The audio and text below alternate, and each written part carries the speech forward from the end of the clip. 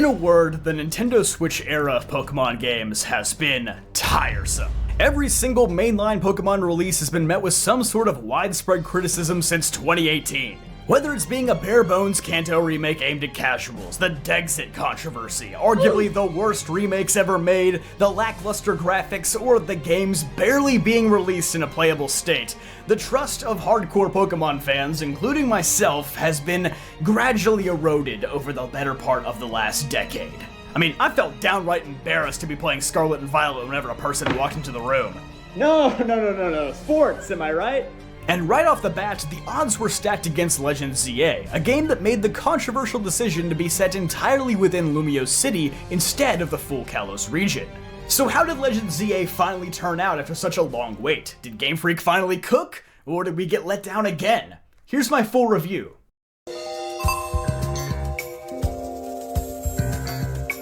So let's actually begin with that all-important decision to set this game within Lumio City. Yeah, I have to admit, I think that was a tough sell to a lot of people. People really wanted a follow-up to X and Y, but I think people also wanted to revisit the region of Kalos more broadly speaking, not just the core city. And yeah, as expected, traversing the city I don't think is nearly as enthralling as exploring the vast landscapes of Hisui or Paldea, but it is different and I was willing to give it a try. The first thing I immediately noticed was just how small the map was. It's definitely a lot larger than the Lumio City of X and Y, but not to the degree that I expected for the whole game to take place inside of it. Nonetheless, the city does go through numerous transformations as you play. As soon as I finished exploring the city to its fullest and felt like I had seen everything there was to see, the city began to change. Over 15 wild zones are added to the game as you progress, with a few other maps also becoming accessible later on. I feel like things just unlock at a good pace in this game. Overall, the pacing of the entire game is actually pretty good, aside from the 2-hour-long tutorial at the beginning, which I have just resigned myself into accepting is a part of every single modern Pokemon game now. You also gain access to more Holovators and the Rotoglide feature as you progress through the game, which opens up more possibilities for rooftop traversal, which is surprisingly fun.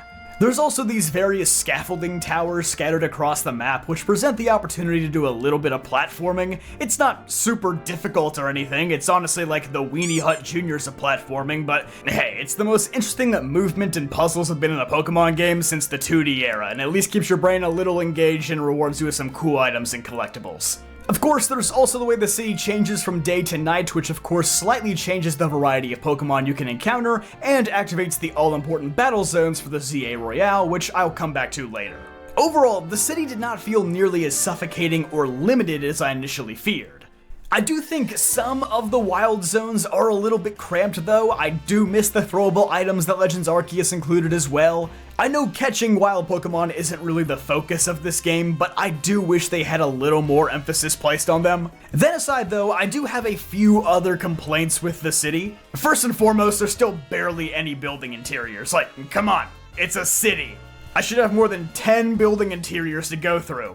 And on top of that, there is a staggering lack of musical variety. And let me clarify, the music in this game is phenomenal. I love the jazzy vibe, the way the instruments subtly change as you move from sector to sector, but undeniably, the eternally looping Lumio City theme is a little obnoxious by the end of the game. As good as it is, I think this game would have benefited from the occasional moments of silence that Legends Arceus so wisely used. It also means that you don't hear a ton of the old iconic Kalos music tracks. Like, I would have loved to hear a new rendition of the Kalos power plant in the newly constructed power plant area, but alas, many of the classic XY themes were sadly not included. Minor nitpick because the music in this game is still really good, all the battle themes hit, the instrumentation is amazing. I only wish there was slightly more variety in the soundtrack. Performance-wise, the city does perform pretty well. I never noticed any frame drops or anything crazy. Although, I did play on Switch 2, so I have no idea how it performs in the original Switch. I will say, the game still has that very annoying pop-in issue, even on Switch 2, where the draw distance is incredibly short at times. Nothing nearly as bad as Scarlet and Violet, but it is notable. But with the setting wrapped up, let's discuss this game's other major change, the battle system. By far the most innovative area of this game, for the first time, a core Pokemon game has pivoted to a real-time action system rather than the traditional turn-based system. And I am really impressed with how it turned out. It certainly isn't perfect. I wish there was a little more control over the way your Pokemon moves, but it's so fast-paced. Most of the battles take a fraction of the time that they did in previous games, most of the moves are adapted wonderfully to this system, and it makes you run attacks that you would normally never consider, like spikes or fire spin. Unfortunately, I think it also makes some moves way worse than they've ever been, like I didn't particularly find Confusion or Paralysis to be even remotely helpful. You almost always just want to poison something because they constantly take damage from it. But very minor flaws aside, I think this battle system is so much fun. And the battles being so quick is a huge plus because it allowed them to fully focus on trainer battles for this game, and honestly, we kinda needed that. I feel like ever since the transition to open world Pokemon began in Sword and Shield, trainer battles have taken on less and less importance. The wild areas in Sword and Shield have little to no trainers. Legends Arceus had almost no optional trainers in the overworld. And in Scarlet and Violet, you can skip all the trainers placed throughout the region. Trainer battles are a core part of the Pokemon experience, but they have just not worked in an open world. Until now. Everything from the return of Mega Evolution to the Z-A Royale to the Rogue Mega Evolution battles makes the battles so much fun in this game. On the note of Mega Evolution, this is by far the best the mechanic has ever been handled. As some longtime viewers of my channel might know, I have been an outspoken critic of Mega Evolution for a pretty long time. I always thought the concept was cool, but the Gen 6 games completely mishandled the execution. Almost no trainers ever used Mega Evolution, it was accessible at the click of a button despite all the preaching about strong bonds, and in general just made the experience a bit dull and unchallenging. Not at all the case here. Every major trainer in this game uses a Mega Evolution, even some completely random trainers do in the upper ranks of the Z-A Royale. Megas no longer activate to the very beginning of a battle, you instead have to build up to it. And even then, it's on a timer, it doesn't last forever. It adds a lot of strategy to which Pokemon you choose to Mega Evolve and when you do it. And I'm well aware this next point is completely subjective, but I think the Mega designs in this game are astronomically better and more inspired than any of the Gen 6 ones. My favorite Gen 6 Megas were probably Absol or Slowbro, and now I don't even think they're in the top 10. That's how many bangers this game dropped. Now granted, there were a couple of stinkers. I'm not gonna say who for people who don't want to be spoiled, but if you've played the game, then you probably know. My only gripe here is that I think they slightly mishandled the Rogue Mega Battles. Don't get me wrong, these are very fun and have a level of difficulty to them that I was not expecting, but I don't love the way the game forces them upon you. I was hoping these would be optional side quests that would extend the postgame a bit more and make you work to get almost all the Mega Evolutions. Instead, there's only about 12 Rogue Mega Battles in the game, almost all the other Mega Stones you just have to buy, which isn't that fun. I also feel like the only lulls in the story are when Vinny calls you to take care of more Rogue Megas. Like, bro, you're an adult. Do it yourself. There is one moment in particular where it kind of grinds the story to a halt out of nowhere when you're trying to get to B rank. I think they get away with it because some hilarity ensues afterward and they take the opportunity to really flesh out a couple of characters, but I still would have been fine without that speed bump in the story. Again, let me reiterate, I love the Rogue Mega Battles, just not the way that they were placed in the story. With that being said, I want to discuss what I think is the true highlight of this game. And it's not really one thing, but how all the systems just work together. There's Mabel's Research, there's the Z-A Royale, there's Rogue Mega Battles, there's Wild Zones, and all of these elements just work together in such good harmony. You need to catch Pokemon, so you go to a Wild Zone. You need stronger Pokemon, so you complete Mabel's Research for TMs. You need Mega Pokemon to take on Rogue Megas, so you have to buy Mega Stones, which cost an arm and a leg, so you compete in the Z-A Royale. There is a very clearly defined purpose for every system at work in this game, and despite all of these systems, never does it feel overwhelming or overcomplicated. The Z-A Royale in particular I think would have gotten really old really fast for a ton of people if it wasn't explicitly made your #1 source of money, grinding, and indirectly, Mega Stones. Most of the time, I didn't even need to go get my Challenger's ticket when the game told me to because I had already done it of my own volition to get other rewards. I feel like in so many of the recent games, they will introduce a feature and then give you no incentive to ever interact with that feature. Heck, sometimes you have negative consequences for interacting with that feature. I just love how all the puzzle pieces fit together. Nothing you do feels meaningless.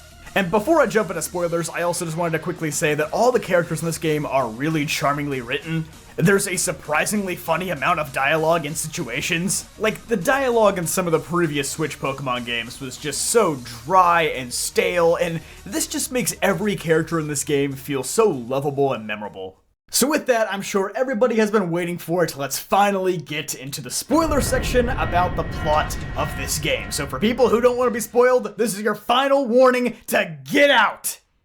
And hopefully come back later when you finish the game. So admittedly, once the tutorial wraps up, there's not a ton of story to follow until the later portions of the game. Pretty much until that massive rank-up battle against Vinny where they dropped that absolute banger mega out of nowhere. And yes, like most people I've spoken to, I too am a bit conflicted about the massive skip in rank. I think you go all the way from V to F after beating Vinny. At first, I thought it was very lame that I essentially skipped most of the Z-A Royale, which I was fully prepared and locked in for. But I do acknowledge that maybe having to climb 26 ranks would have been a pain in the butt and they had to keep people's attention spans. Maybe they playtested the game and realized they were just way too many ranks and they made the controversial decision to cut like 15 of them out. I don't know, I was salty about it for like a couple of hours, but by the end of the game, I realized why it needed to be done.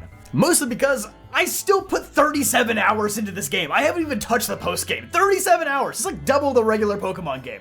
And next we also have the very controversial return of Lysander, a man presumed dead after the events of X and Y, but miraculously survived with the help of Zygarde's protection.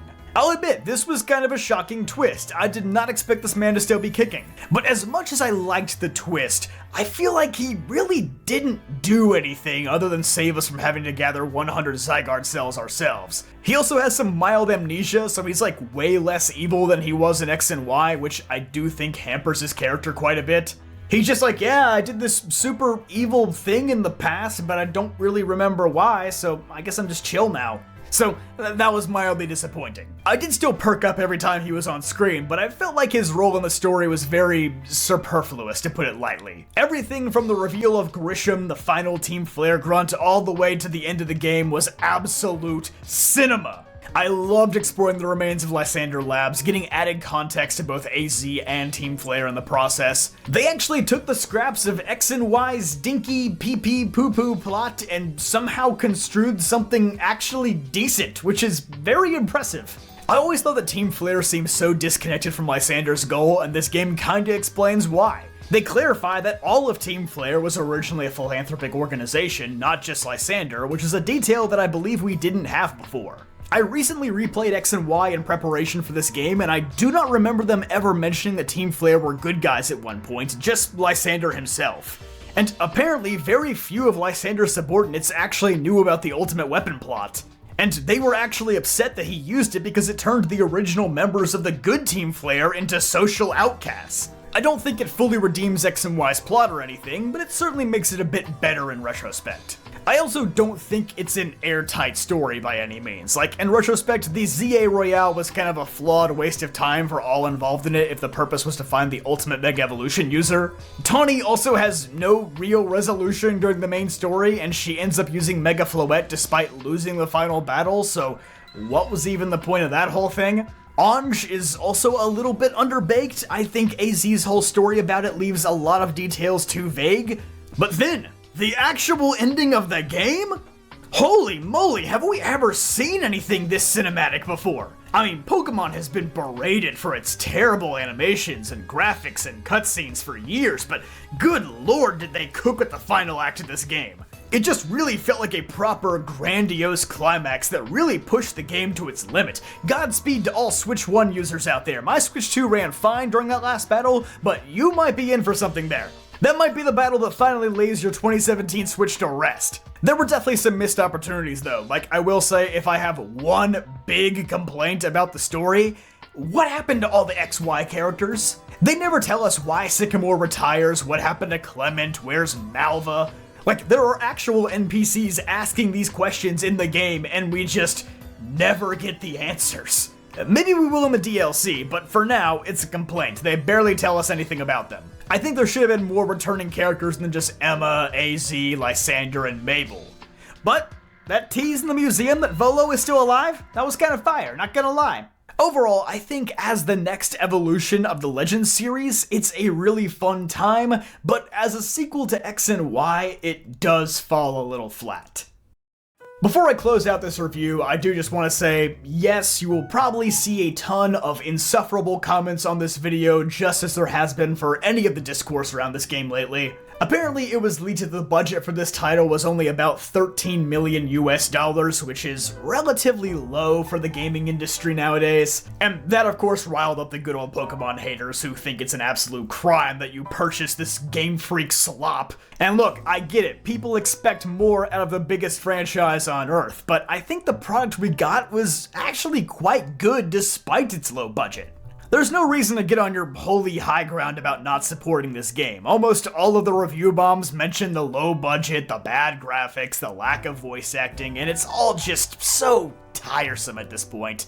Like, okay, did Sword and Shield or Scarlet and Violet deserve this kind of backlash? Yeah, I would say so. But this one was actually pretty dang good, I would say. Obviously, it's not perfect, no video game is, I aired a lot of my own gripes in this video, but I still think this is easily one of the best put together Pokemon games in a very long time. Would voice acting have elevated this game's already decent narrative to another level? Absolutely, and I hope they do it someday, but I don't think the lack of it ruined the game or anything.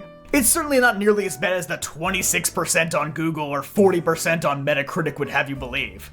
At the end of the day, some people, most of them who haven't even played the game it seems, will just want to stomp all over your enjoyment of the game to make themselves feel a little bit better. Like, I recently saw somebody say that if you're having fun with this game, it's like the equivalent of using alcohol or heroin for fun. Like, where does the insanity end? Do you realize how stupid that sounds? Do not let anybody make you feel bad for buying or enjoying this game. They're just depriving themselves of a genuinely fun experience. And as somebody who has criticized a lot of the recent Pokemon games, you can take it from me. This one's actually good. I'm not saying Pokemon is immune to criticism because they have messed up a lot in recent years, but for all the hate to be focused on this game in particular, one that's actually good, it makes no sense, man. Like, I'll give you an example, even in this game, like the Kalos Mega Starters being gated to the online service and having to win a bunch of battles to get Mega Greninja, Mega Delphox, and Mega Chestnut, the latter two not even being in the game at launch. Stupid!